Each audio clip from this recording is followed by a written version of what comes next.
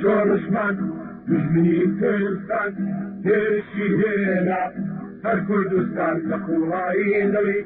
زەحمەت کێشانڕا هەڵیان کرد ئاوا هەستان ڕەسان هێشمەرگەی کۆمەڵە وەک کوڕان هێشمەرگەی کۆمەڵە وەک کوڕان هێشمەرگەی کۆمەڵە وەک کوڕان لەشکرێکی ئەستەشی سووری کرێکاران ڕێبواری ڕێبازی یەکگرتن پێکۆشان بۆ ڕزگاری گشتی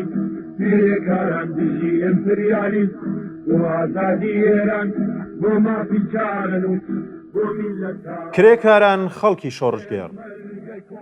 لە 26 ڕێبەندان ڕۆژی کۆمەڵە لە دۆخێکدا نزیک دەبینەوە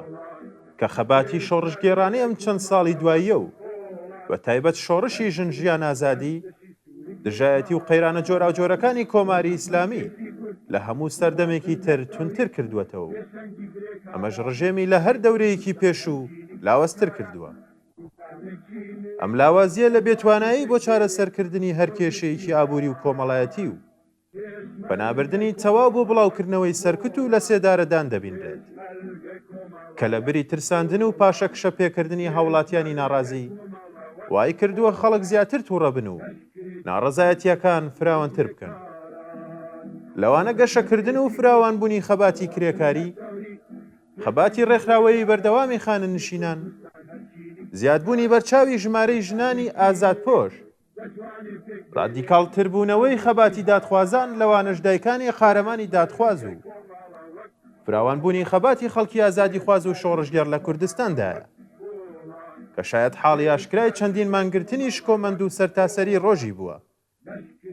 کە داینەمە و بزوێنەری سەرەکی کۆمەڵە باسکی بەهێزی حیزبی کۆمۆنیستی ئێران بوو. کۆمەڵە پێداگرە لەسەرەوەی کە لە هەموو خەباتانەدا کاماژەی پێدرا ڕۆڵی خۆی هەمە جۆرتر بکات و هاوکار بێت بۆ یەکخستنی هەموو هێزانەی کە خوازیاری ڕووخاندنی کۆماری ئیسلامی و دامەزراندنی نظامێکن کە چەوسانەوە و ستەمکاری بە خاوەندارێتی بورژوازی حکوومەتەکەی تێیدا بنێژرێت و لە جێگەی ئەو فراوانترین دیموکراسی ڕێخۆشکەر بۆ سۆسیالیزم جێگیر بوو. بژی کۆمەڵە، بژی سۆسیالیزم. ئەستەشی سووری کرێکاران بۆ زەحمەت کێشی کورد کۆوە بن لە گەوری پێشەنگی کرێکارە می کوردستان هەرچینی کرێکارە کوردستانێکی نوێ دەتوانێت پێک بێنێت بۆ گشتی هاان هێشمەرگەی کۆمەڵە وەک وڵات هێشمەرگەی کۆمەڵە وەک وڵات هێشمەرگەی کۆمەڵە وەک وڵات لەشکرێکی ئەرتەشی سووری کرێکاران وەک ئاگر بەردەبن لە گیانی دوژمنان ئەردەشتی خوێن مژان تێدەشتێنن تا ڕۆژی ڕابەرین تێک بێهێزی تەیار حکمی سەرمایەدار بڕوخێنێت هێشمەرگەی کۆمەڵە وەک وڵات هێشمەرگەی کۆمەڵە وەک وڵات هێشمەرگەی کۆمەڵە وەک وڵات لەشکرێکی ئەرتەشی سووری کرێکاران تێکدەشکێنێت دەم تۆسی دێموکراتیک ڕێگای بۆ خۆش دەکات بۆ سوسیالیزم بێوەستان یەکجاری بۆ پێشەوا بێباک کارکەی ڕزگاری تا سۆسیالیزم هێشمەرگەی کۆمەڵە وەک وڵات